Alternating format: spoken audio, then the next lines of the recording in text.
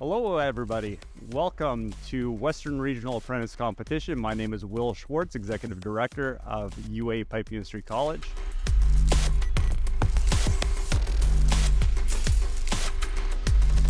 With me today, special guest Mike Gordon from UA Canada. Thanks for joining us today, Mike. Thank you for having me, Will.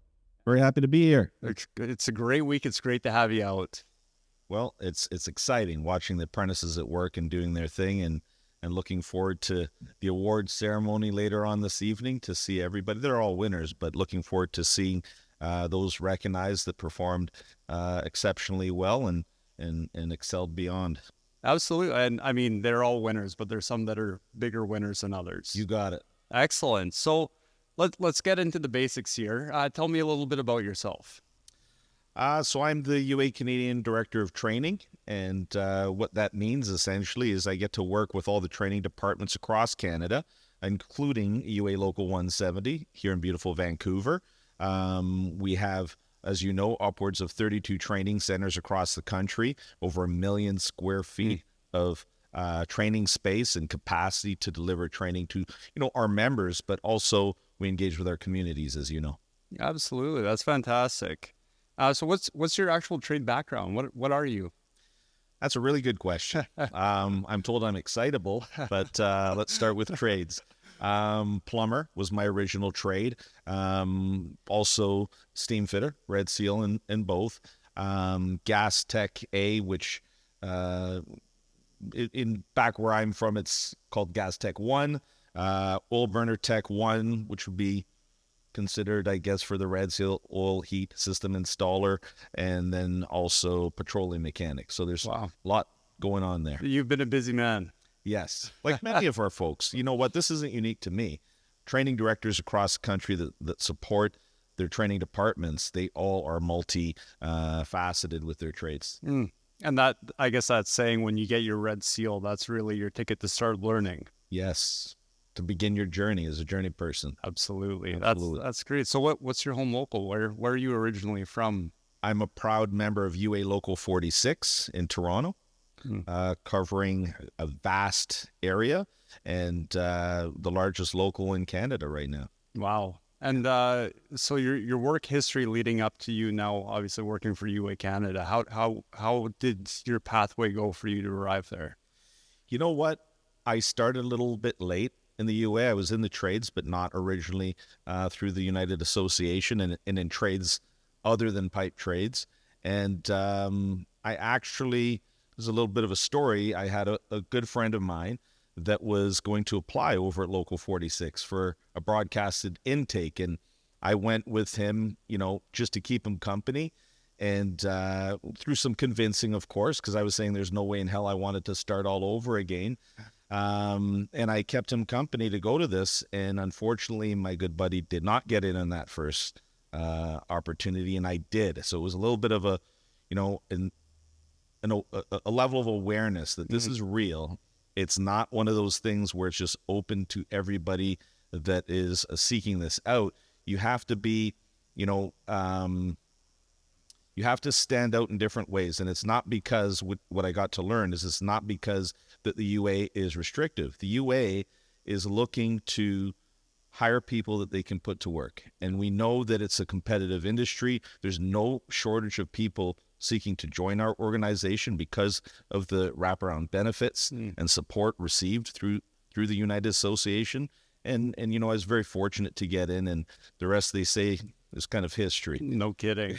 So just to back up, you went with your buddy to support him getting into the UA, yes. And he didn't get in, but you got in. That was an awkward conversation, I got to tell you. I received a letter in the mail, and it said, and it wasn't even something that I remotely even considered. Yeah. I get this letter saying, come back for safety and awareness orientation, and right away as I'm reading this, I'm thinking, I wonder if my buddy got the same letter. And if he did, he might have already called me. What do I do now? And, eventually he did reach out and say, did you hear from these folks? And I had to let him know that I did. Yeah. Right. And, it has a good ending. That same buddy is now a member of UA Local 46 as well. Excellent. Steam fitter and progressing well, I'm sure. That's great news.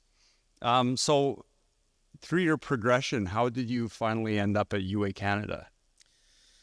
Good question. You know what? I would say that they say that people that excel at running, it's not just about the training. It's because they love to run. They just love to do what they're doing. And I think, you know, you either have something in you that's, if you're going the training route, it's not about money and income. It's about seeking to give back. And when I first took on the opportunity at Local 46, the reason why I was able to step back in pay as an apprentice and take on that role is because I was a mentor for a program similar to Children's Aid, where I work for a home where we look after young adults that are transitioning from their previous circumstance to going out on their own. These could be foster children, or whatnot. But it's an opportunity that I live there with them, and I look after them in just to the extent that is to make sure that they do what they're supposed to be doing. Right. And if they have questions, they know that they have somebody there to support them. And that's always been kind of in my DNA, is that I like mentoring people, and what greater place to do it than in the trades. So my passion for training and for passing on information continued. And I was approached several times by my then director of training at my local to say, would you teach? And my response was, there's too many courses I want to take. How am I going to be able to teach? I'm not going to be able to actually learn anything if I'm teaching. And you know, when you're approached for something like that and you look at the organization and its broader scale of what it represents, I don't think anybody ever feels I'm the right person or I'm prepared. You typically kind of feel a little bit, obviously you feel nice to have been provided that offer, but on the other end, you never feel worthy. And you know, I got through a lot of encouragement when I got to where I was in a level of comfort.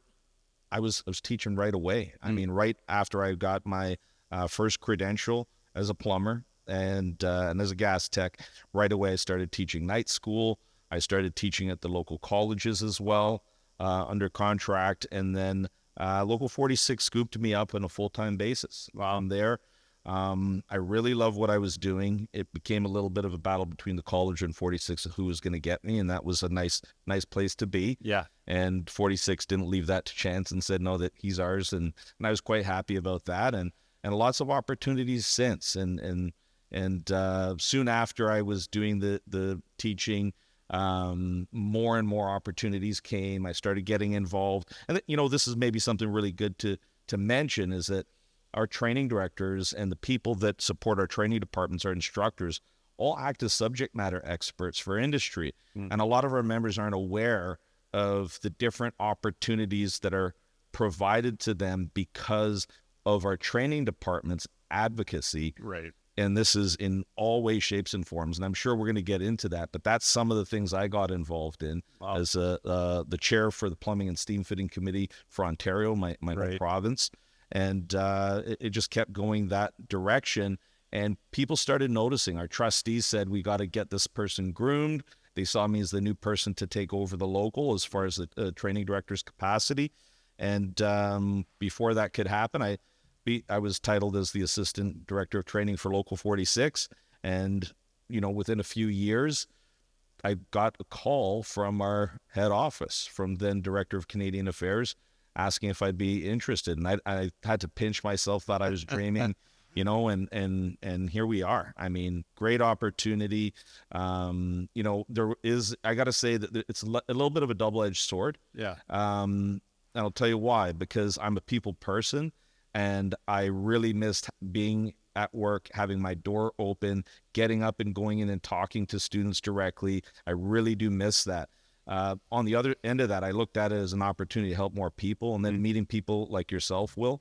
You know, we would meet intermittently as training directors of our locals, but now I get the privilege of being able to travel around and help out a little bit. Absolutely. Yeah. That's very well said. Thank you.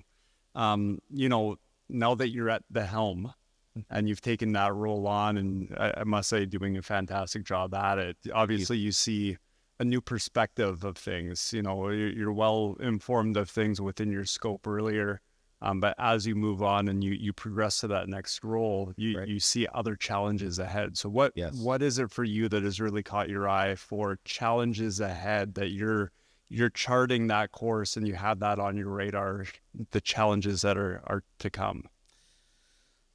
Good question. I think there's a few themes that I would look at. One of them would be mixed messaging. There's a lot of, if we could call it pollution that's out there.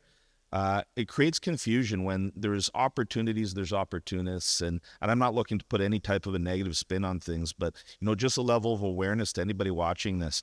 Do your research if you're looking to get into the trades. And when I say that, apprenticeship by its nature was designed to earn while you learn, and to, when you become licensed and qualified in your trade, that you get there and don't have a huge astronomical debt shouldered to you on the start of your journey as a professional. Well, the marketplace has kind of changed. There's a lot of entities out there that have popped up through different government grant opportunities and things like that have received funding, and they're popping up everywhere, whether it's private career colleges.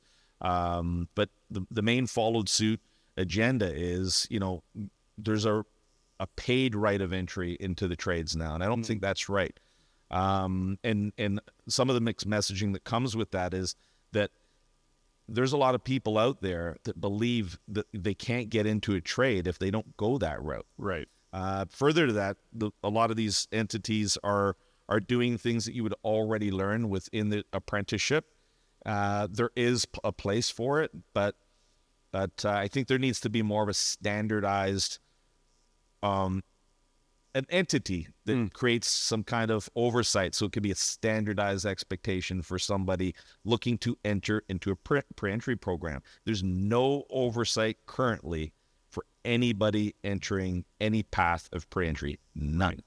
And that it's interesting that you say that, because it kind of leads into my next question. There are a lot of pre-entry trades programs out there these days. And I know our college offers a number of pre-entry trades programs. Yes.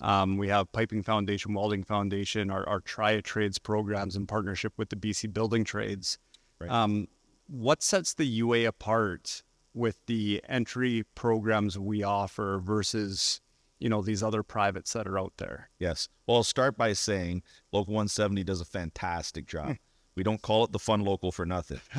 So, all locals across Canada have strengths in different areas. There's no one that stands out above all others as the be all and end all. But the great thing is we all learn from each other, and we try to constantly improve, and we collaborate, and we're constantly seeking to make things better. But to that end, our programs, what sets us apart is that over 90% of the people that enter our programs become registered apprentices. Wow. So they're actually tied to a career.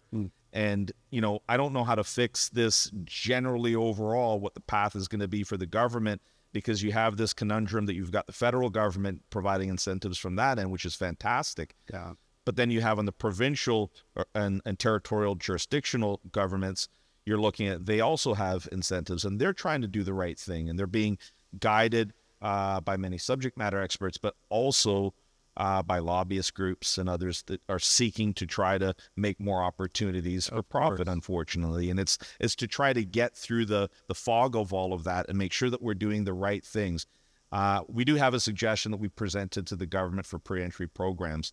Why not do what we're doing really well here at the UA? Yeah. Let's create a level of conscience for every group out there that receives any type of monies, whether it's federal or provincial, for a pre-entry program. What would that be? Currently right now, if you become registered as an apprentice, you're assigned a number that follows you throughout your apprenticeship, and then thereafter, as you become a journey person.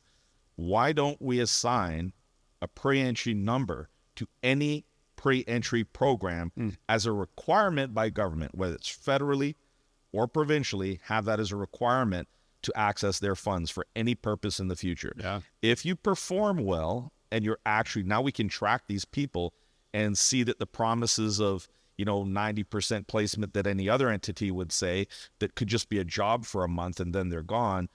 Let's make sure they're actually registered as an apprentice. So they have a future ahead, and that the hours that they do get experience with is counted against their apprenticeship. Yeah. Not that they have to start over with another person and another company and another company. Let's be fair with these people that, quite frankly, are putting a big investment of their time. And in these instances of for-profit groups, it can be a tremendous amount of dollars. I mean, we've heard of programs for 3 months, they're being charged upwards of $7,000 Wow. to just engage in training that they would have otherwise already received, right? So I think if we were, and I'm just going to reiterate this, we need to have a pre-entry registration number, and that's our recommendation to government. That makes too much sense. Yeah. And you know what? It's a level of exercising due diligence and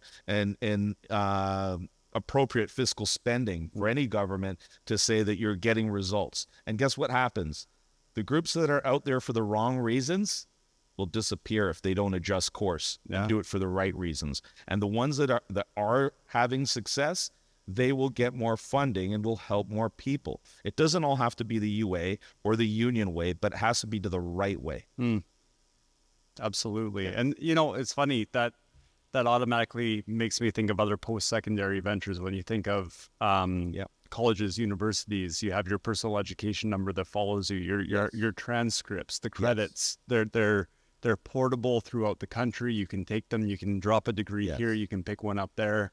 And we have proven systems in post-secondary already. Yes. And the trade side of things, in my mind, I think that it's lagging in those areas, things that have already been established within the post-secondary world, where we can apply that to the trade side as well, and it will 100%. really help it flourish. 100%. And, to your earlier question about what are some of the opportunities there as well, here's another one, is our credentials aren't currently, in some jurisdictions are starting to, but our credentials right now, unlike the U.S., where they recognize you as a trades professional and they credit you if you're going to seek other professions like project management, engineering, and whatnot, there's no such recognition here in Canada other than in a few isolated situations. So we're trying to change that. We've had lots of conversations with different jurisdictions. We're hoping that the right decisions could be made. And guess what? If we're seeking to assign value to the Red Seal, to the trades that we represent, let's recognize them on the professional level and recognize our people as the professionals that they are. Absolutely. You're here. Yeah. Now, it's funny how well it kind of suits. We're talking education. We're talking about that continuation throughout and the importance of that trades training. Yes. Micro-credentialing comes into play in a lot of conversations now. What are your thoughts on micro-credentialing? Specifically, how will it impact the trades? Well, I think I'll preface it by saying micro-credentialing hasn't been properly defined. And I mean, at the provincial or jurisdictional level or at the federal level, it has not been defined as it applies to different types of professions. And when we talk about the different types of occupations that are out there, the different types of professions, you can't put all quote-unquote trades under the same category. Hairdressing, that's a reputable trade, but you can't look to paint them with the same brush. You're doing them a disservice if you paint them with the same brush as construction, service, and maintenance trades. Let's, look at it from the perspective of how can we best serve this group, and it's pretty straightforward process to do that. But then thereafter, we can address their specific needs. When we talk about micro-credentialing specifically, I have very big concerns. And the concerns are this: without properly defining them, they can be applied in the wrong ways. We've engaged in different stakeholder meetings with the federal government to talk about what things can we bring to add value to the Red Seal trades. And because the UA represents 9 Red Seal trades, we have a vested interest to make sure that does happen. So one of the things that we mention is that we don't want, if you're looking to add value, you don't want to detract value. And what do I mean by that? Micro-credentials that are put forward as a gap filler to fill a void for perceived need that shortcuts an overall apprenticeship is cutting away and devaluing the trade that it actually belongs to. Right. You're not creating a step into that into that industry. You're actually displacing those that are doing the full scope of that trade, and by devaluing what they do. And we've realized that in many instances here in BC where we are, they went through that process. We're still going through the battle with micro-credentialing to make sure that it's done appropriately, it's applied appropriately. And, here's a good guide for us. If we're going to have micro-credentials, how do we make it a value add? Simple. The prerequisite for the building trades is that you need to have a prerequisite that you are first and foremost a tradesperson. So the training that you're going to get as a micro-credential is an add-on and builds our trades, increases their value, not cuts their legs from under them and takes their opportunities away. Absolutely. Oh, it makes sense to me. Absolutely. So UTIP grants, Union Training and Innovation. We have all been very successful with our UTIP grant submissions. We've been able to see the benefit our members have received from these grants, what we've been able to do for training, what we've been able to do for the technology. Yes. What has UTIP grants meant for your organization, and what are your hopes and future grants to come, whether it's pursuing specific items, or what are you thinking with future UTIP grants? A lot to unpack there. Our successes thus far, pre-pandemic, UTIP allowed us, we've always considered ourselves visionaries, looking to increase opportunities for our members. That's our purpose. We need to make sure to be thinking, and that should be rightfully the expectation of our members, that we're looking ahead to see what's going to be the needs, the forecasted needs of industry, and prepare proactively to meet them. Right. So to that end, we discuss and we have meetings with all our training directors across Canada, yourself included, to advise us what's happening in your jurisdictions across the country. What is the projected work? Where are your needs? And with that, we've identified specializations that we could target, or maybe weaknesses within existing training. So to meet a couple of key things with UTIP is to either improve Red Seal trades or increase access. We've been able to do both of those, but also addressing the things brought forward by our training directors. So for example, controlled bolting, cold cutting, fusion training, a lot of these things, and again, not micro-credentials in the form that's being broadcast out there. Right. Prerequisites. You are first and foremost a trades professional in the pipe trades, and then you pursue this additional training that's specialized. So there's some great specialty training that we've been able to put out there. And why did this help us? Because the initial investment to engage in just the fusion alone, we've at this point invested upwards of $3 million in equipment that's been distributed all across Canada for fusion. And without the grants, we would have still achieved this. Yeah. It would have been a slower process. Of course. Right? As you know, we are a democracy, and we have funds that we have trustees, and we go through an entire approval process. When you are able to leverage funds and demonstrate we have partnership with the federal government, it's certainly very helpful, and it allows us to expedite the process. So we've been able to address some of those fundamental needs identified by our locals, but we've also been able to innovate and adjust our programs. We have increased upwards of 30% of our intakes of women in the trades since UTIPs started. So that's amazing. Our results are they're showing, right? It's not just, we don't just talk about things, we actually execute them. And when I say we, I mean all locals collectively working together to those goals.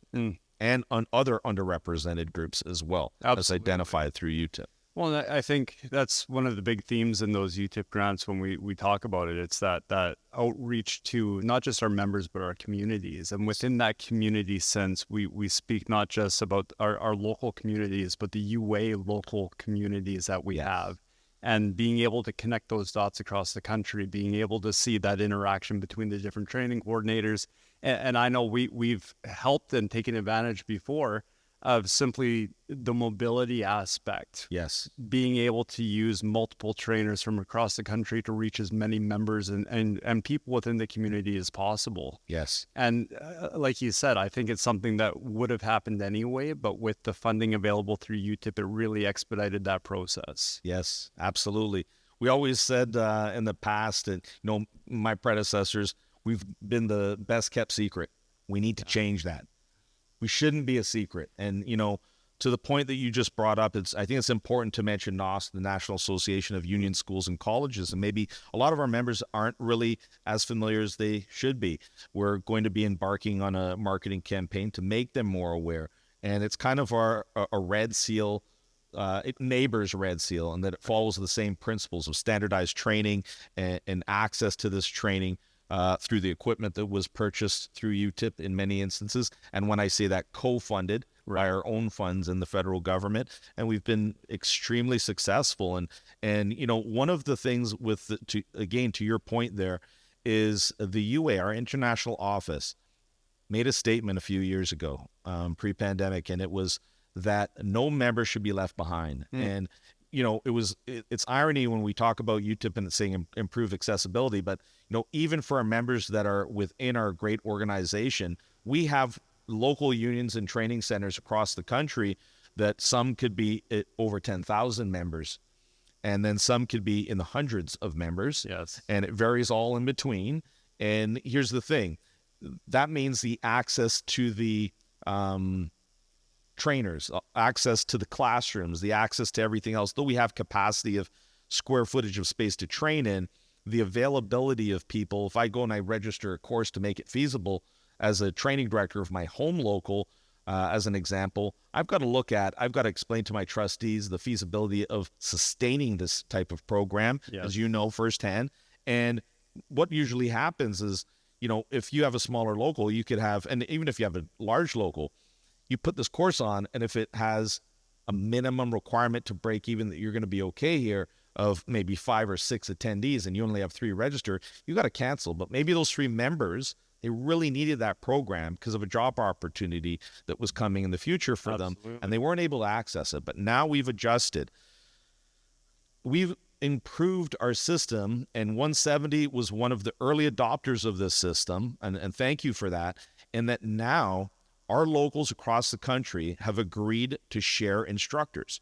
So by all the different broadcasting equipment that we've purchased, our utilization of Microsoft Teams integrated into our processes, we're able to remotely train on the theory. I must qualify this first, on the theory aspects of training. So say it was medical gas, you might be able to pursue all theory aspects remotely, and then at your home local, now it reduces the amount of engagement at that level to assign an instructor. So it mitigates costs for individual locals, because you were going to run this course anyway. Yeah. And you have these empty seats.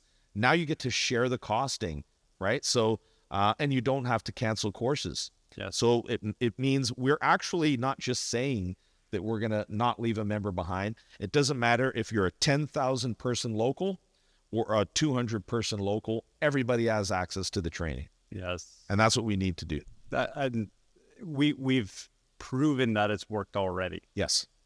You know, it's something, it's not where we're planning, we're hoping, we're anything. We've proven many times now, actually, how successful this format is. Moving on, last couple softball questions here. Yeah. We have a busy summer ahead of us. Yes. Off the top, we've got the UA national competition coming up in Montreal. We've got ITP in Ann Arbor, CAF. What is a highlight for you through the summer with all of these things going on? What do you have circled on the Mike Gordon calendar looking forward to? If you had to pick one, maybe 2. I got to tell you, you know, and I don't want to be blowing smoke to give myself an easy opportunity for an answer, but how do you to qualify one is disqualifying others. Oh, fair enough. And I got to say, I don't think any of those are not important. We have to be in the room, being part of conversations and being engaged. When we talk about ITP, the UA International Training Program, and to clarify that for our viewers, every year, the UA, we have instructors from across North America. And this does not suggest that this is all of our instructors. We have tens of thousands of instructors across North America, but we have ongoing credentials upgrading and networking events that happen once a year in Ann Arbor, Michigan, that coincides with our international apprentice competition. And with there, I can tell you There's something special about that. Yeah. Number one, we take over the entire campus.